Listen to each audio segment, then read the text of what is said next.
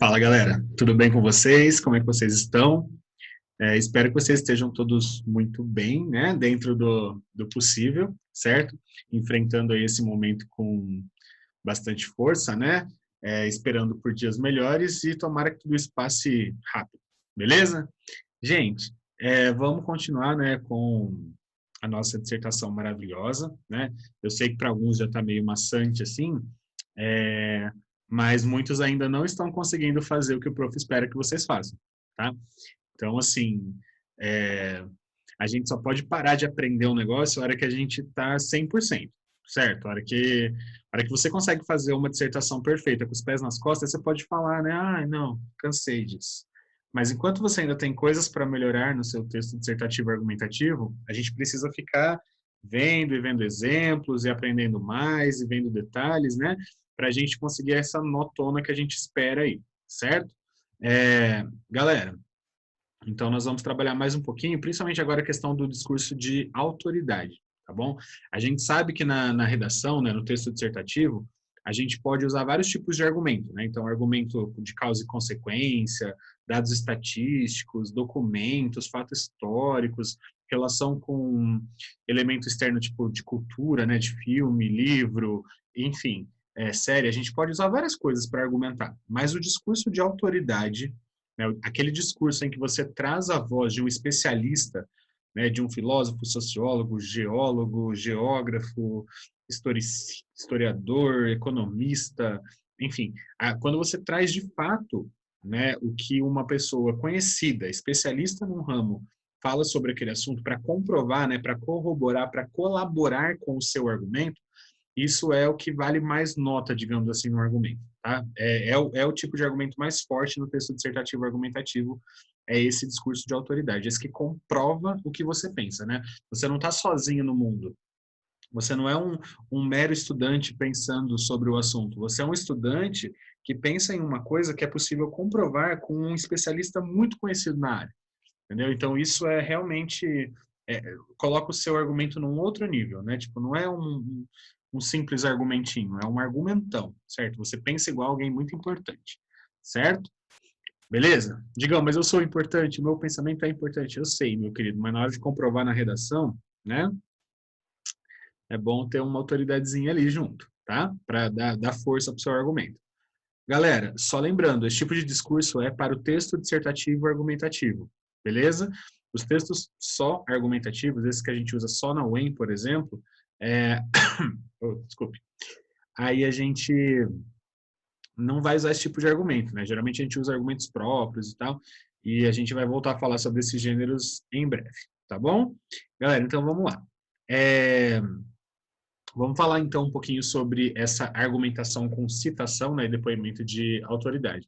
Galera, para comprovar, né, esses argumentos no texto dissertativo, você pode apresentar, né, a ideia de algum especialista, historiador, filósofo, sociólogo, economista e qualquer outro tipo de especialista que tenha a ver, né, com o tema que você está discutindo ali, para validar a opinião exposta. Então, essa citação ela pode ser feita de duas formas. Tá? Vamos só tentar ver na prática, né, como é que a gente pode colocar isso no texto.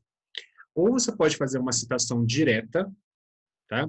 E aí, essa citação direta é quando você transcreve, né, literalmente, textualmente, parte da obra do autor.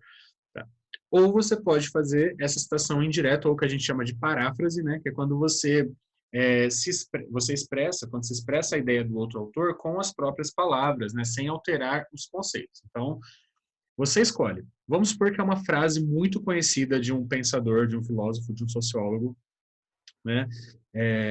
Você pega aquela frase e fala, meu, esta frase do Thomas Hobbes, o homem é o lobo do homem, é, eu sempre uso ela, né? Ou aquela do Immanuel Kant, né? O ser humano não é nada além do que a educação faz dele.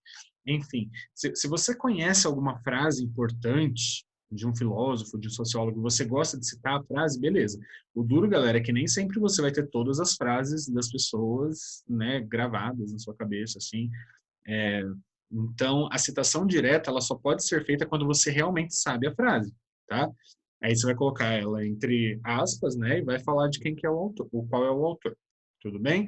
A indireta é mais tranquila porque você não precisa decorar. Basta que você conheça a teoria das pessoas, que você conheça o pensamento, né, das pessoas, e aí você escreve com as suas palavras e faz referência, né, ao filósofo, sociólogo, ao historiador, enfim, tá?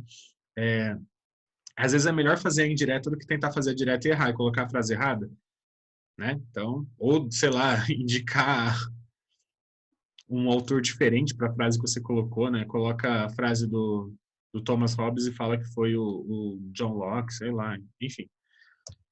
Ok, galera, cuidado. Só use, é isso que o prof ia falar, ó. É só use esse tipo de recurso argumentativo, né, de usar a autoridade, ali o discurso de autoridade, quando houver certeza da procedência, tá bom?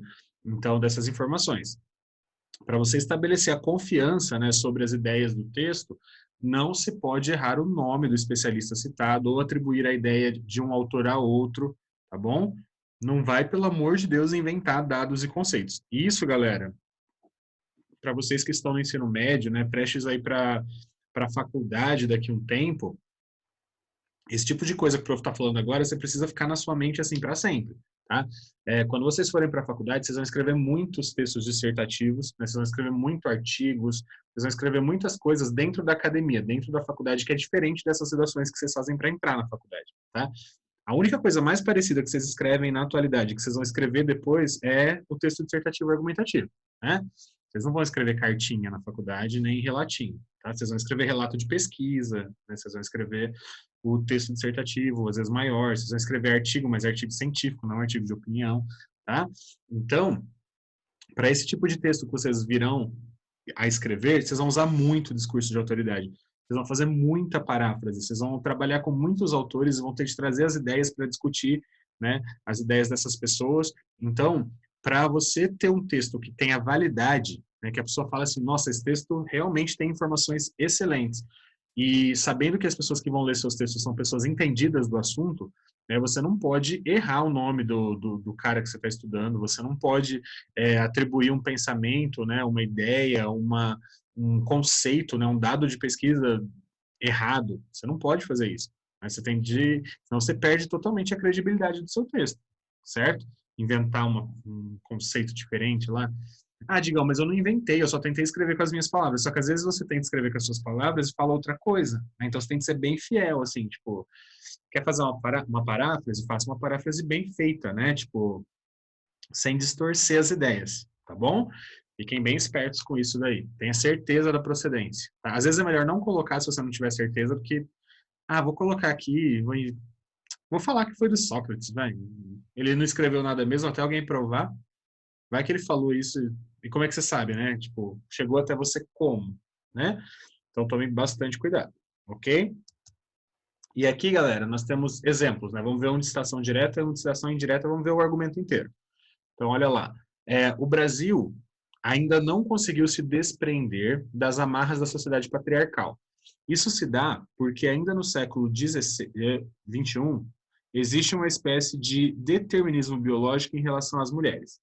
Contrariando a célebre frase de Simone de Beauvoir, não se nasce mulher, torna-se mulher, a cultura brasileira, em sua grande parte, prega que o sexo feminino tem a função social de submeter ao masculino, independentemente de seu convívio social, capaz de construir um ser como mulher livre. Dessa forma, os comportamentos violentos contra as mulheres são naturalizados, pois estavam dentro da construção social advinda da ditadura do patriarcado. Consequentemente, a punição para este tipo de agressão é dificultada pelos traços culturais existentes e, assim, a liberdade para o ato é aumentada. Né? Então, aqui a gente tem um argumento e a gente percebe que há uma citação direta, né? Ela contraria, né, a célebre frase de Simone de Beauvoir, não se nasce mulher, torna-se mulher. Então, você percebe uma citação direta quando ela está entre aspas, né? E é realmente a frase que foi publicada lá pela Simone, certo? Então, você pode fazer isso? Pode, quando se encaixa perfeitamente, ainda mais quando é uma frase icônica, assim, do pensador, né? Da filósofa, aí no caso. Então, se você souber a frase certinho, maravilha, essa pessoa encaixou a frase assim, provavelmente ela estava com a frase na cabeça, né, já sabia que se caísse alguma coisa que tivesse feminismo, violência contra a mulher, ou qualquer papel da mulher na sociedade, tipo, provavelmente essa pessoa já estudou, né, essa frase pensando em usar em qualquer tipo de tema parecido com esse. certo? Beleza? Então, aí temos uma citação direta bem colocada, explicada, tá, gente? Só lembrando, quando você coloca uma citação, você tem de explicar, você tem de relacionar com o seu argumento, não pode simplesmente cuspir uma informação lá e sair correndo, tá? Beleza. Aqui a gente tem uma citação indireta, né? Aí você já percebe que não está entre aspas, que é a pessoa que vai explicar, né? Então, olha lá, segundo Immanuel Kant, em sua teoria do imperativo categórico, os indivíduos deveriam ser tratados não como coisas que possuem valor, mas como pessoas que têm dignidade, certo? Não foi assim que a frase foi publicada, tá? Mas a pessoa que explica, né, com as suas palavras, faz uma paráfrase do conceito, né, filosófico do Kant, beleza? E aí, partindo disso, né, galera, vamos ver o argumento até o final, porque tem de explicar, não é simplesmente jogar assim, né?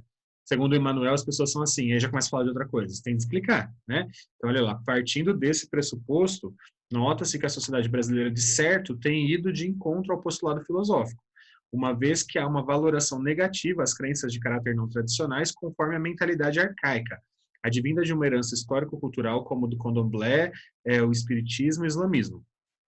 Tal realidade é ratificada ao se destacar a agressão física e moral oriunda de um movimento promovido pelo pastor Lucino, no Rio de Janeiro, o qual incitou um levante contra a manifestação religiosa do candomblé, segundo notícia da Folha de São Paulo. Por essa razão, torna-se inegável a discriminação velada e não raro explícita existente contra, né, as diversas religiões do Brasil. Galera, aqui além da gente ver a citação indireta, né, do Kant ali, a explicação disso, você ainda vê aí a pessoa citando, né, a herança do candomblé, do espiritismo e islamismo, e ainda dá um exemplo midiático, né, uma coisa que aconteceu que todo mundo ficou sabendo do pastor Lucinho lá no Rio de Janeiro e tal, contra o candomblé. E aí, gente, esse tipo de argumento também é bom, tá? Só que, aí vem o pulo do gato. Ele falou que a segunda notícia é da Folha de São Paulo, tá? Sempre que você for trazer um dado estatístico, um exemplo, alguma coisa que aconteceu, uma pesquisa, qualquer coisa, você tem de citar a fonte, tá bom? Assim como no discurso do filósofo, do sociólogo, a gente cita o nome, né, do filósofo, qualquer outro tipo de informação que seja assim midiática, que seja dado, que seja conceito, que seja pesquisa, que seja, sei lá, alguma coisa desse estilo, precisa ter a fonte, né, de onde você tirou, ok? Onde você leu isso aí. Argumentão aí também, né? Cheio de coisa. Beleza. Galera, e esse negócio de argumentar sobre os tipos de argumento e tal, qual é essa necessidade de comprovar os argumentos, como é que a gente explica, exemplifica para que o nosso texto fique rico, né, de informação, não seja aquele texto só pautado em ideias, eu tive uma ideia aqui, vou explicar, e se der certo deu, se não der não deu, fica aquele texto com aqueles parágrafos de 5 linhas, a pessoa só tentando, vocês sabem do que eu estou falando, a pessoa só tentando explicar o tema, tipo, peguei o slide do prof, fiz uma paráfrase mais ou menos lá, tô com preguiça de escrever, e aí, tipo, fica aquele textinho bem sem gracinha, né? A gente tem de pensar em argumentos melhorzinhos, né? E esse negócio de argumentar, galera, como o prof vinha dizendo, põe anos atrás aí, tá? Para vocês terem uma noção, a gente vai falar agora um pouquinho de uma teoria do Aristóteles sobre os tipos de argumentos, tá? E o Aristóteles, na filosofia, ele está lá, tipo, anos antes de Cristo, sei lá, 300 e pouco antes de Cristo, certo? Então, pensa de como essa teoria está distante, né? E ele pensou nos tipos de argumento, e você aí, né? Ele pensando em tipos de argumentos lá 300 anos antes de Cristo e você agora, em pleno século 21, com tanto de informação que a gente tem para argumentar, escrevendo argumentinho sem gracinha, tipo, sem sustância, certo? Então, o negócio é antigo pra caramba. Nesse tempo todo não deu tempo de aprender? Meu, mais de 2.300 anos aí não conseguiu aprender a argumentar ainda? Meu Deus. Tá. Galera, o Aristóteles, na teoria dele sobre argumentação, ele falava em camadas de argumentação. Na verdade, são tipos de argumentos, né? Ele falava em 3 tipos possíveis de argumentar. Hoje em dia a gente sabe que já tem outras formas, né? Mas ele fala de 3, cara, que são as 3 que, de fato, né, comprovam os argumentos, que de fato são capazes de persuadir, de convencer o leitor de que seu texto é bom mesmo, tá bom? Galera, a primeira categoria que ele aborda, justamente porque a gente está falando de discurso de autoridade, né, essa primeira é a mais importante para a gente, é o ethos, tá? Esse tipo de argumento é aquele que tem como base, né, a credibilidade dos argumentos, tá? Então, é a forma pela qual se deve mostrar, né, ao público que vale a pena ler o texto. Para tanto, os argumentos são comprovados, né, com repertório sociocultural. Beleza? Então, passar uma informação equivocada ou incompleta pode comprometer o entendimento e o valor do seu texto. Então, o que é trabalhar o argumento com ethos? É comprovar, né, com o seu repertório sociocultural, ou seja, é relacionar o seu conhecimento de mundo ao seu conhecimento da escola, né, é citar lá o pensador, é citar o geógrafo, o historiador, enfim, é comprovar o seu argumento com algum elemento de autoridade para dar credibilidade ao seu argumento, entendeu? Vai falar assim, esse argumento aqui é bom. Então, vamos ver um exemplo. Olha lá. Outro fator importante reside no fato de que as pessoas estão vivendo tempos de modernidade líquida, conceito proposto pelo sociólogo Zygmunt Bauman, o qual evidencia o imediatismo das relações sociais. Atualmente, pode-se notar que o fluxo de informações ocorre em grande velocidade, fenômeno que muitas vezes dificulta uma maior reflexão acerca dos dados recebidos, acostumando o ser a apenas utilizar o conhecimento prévio. O indivíduo, então, quando apresentado a outras ideologias, tem dificuldade em respeitá-las, uma vez que sua formação pessoal baseou-se somente em uma esfera de vivência, o que pode comprometer o convívio social e o pensamento crítico. Beleza? Então, por que a gente vê um argumento com ethos aqui? Porque ele é comprovado no conceito de modernidade líquida. Depois ele explica nessa velocidade de dados e tal, de informação. Enfim, ele explica como se aplica, né, esse conceito aí do Bauman na vida das pessoas, na vivência, na esfera de vivência das pessoas atualmente, certo?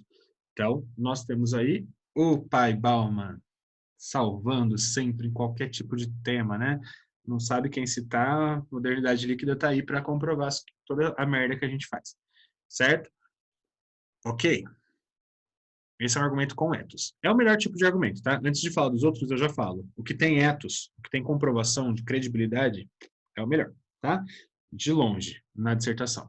Ok. Galera, o outro tipo de argumento que Aristóteles falava era o patos, que é a busca pelos patos, digam. Não. É a busca pela persuasão por meio do uso das emoções do leitor. Tá? Então, de forma equilibrada, é possível abordar argumentos que exemplifiquem a vivência de muitas pessoas, as quais podem sentir emoções ao se verem em situações citadas no texto. Então, às vezes, né, dependendo do tema, quando você cita exemplos de como esse tema pode acontecer, como ele pode se desenvolver na vida das pessoas, você acaba, na sua exemplificação, tocando as pessoas que já passaram por aquilo. Né? As emoções, os sentimentos da pessoa mesmo, ela fala, putz, nossa, realmente essa informação aí é verdadeira, esse texto está me convencendo porque eu já passei por isso. Tá? Então vamos ver um exemplo disso. Olha lá. Com efeito, ao longo das últimas décadas, a participação feminina ganhou destaque nas representações políticas e no mercado de trabalho. As relações na vida privada, contudo, ainda obedecem uma lógica sexista em algumas famílias. Nesse contexto, a agressão parte de um pai, irmão, marido ou filho, condição de parentesco essa que desencoraja a vítima a prestar queixas, visto que há um vínculo institucional e afetivo que ela teme romper. Então, aqui, você percebe como que ela comprovou esse argumento, né, da lógica sexista. Né? Como que ela comprova que isso existe? Ela dá exemplo, né? Então, ela fala ali que esse tipo de violência pode vir de um pai, de um irmão, e a pessoa tem medo de romper o laço, né? E acaba não prestando queixa, não fazendo a denúncia da violência contra a mulher. Então, meus queridos, esse tipo de argumento aí é esse que mexe, né? Quem já passou por isso, se uma mulher já passou por alguma situação dessa, ela vai sentir na pele isso daí, certo? E ela vai falar, é verdade. Esse argumento infelizmente, esse argumento é verdade, né? E aí, galera, o último do Aristóteles, a terceira camada, seria do logos, que tem a ver com a lógica. Né? Então, é a construção do argumento por meio da lógica. E aí esse recurso, ele aborda fatos concretos, como o uso de dados estatísticos, pesquisas, tá? As ideias devem ser totalmente explicadas e ter uma base de apoio. Ela parece também com o discurso de autoridade, porque você cita alguma coisa, né, para comprovar o que você está falando.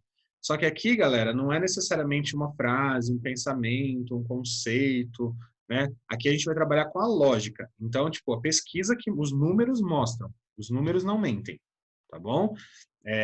O documento, a lei prova, tá? Então, é lógica de lei, lógica de constituição, lógica de pesquisa, beleza? Vamos ver um exemplo aí. Paradoxalmente, ao Estado laico, muitos ainda confundem liberdade de expressão com crimes inafiançáveis. Segundo dados do Instituto de Pesquisa da USP, a cada mês são registrados pelo menos 10 denúncias de intolerância religiosa, e destas, 15% envolvem violência física, sendo as principais vítimas fiéis afro-brasileiros.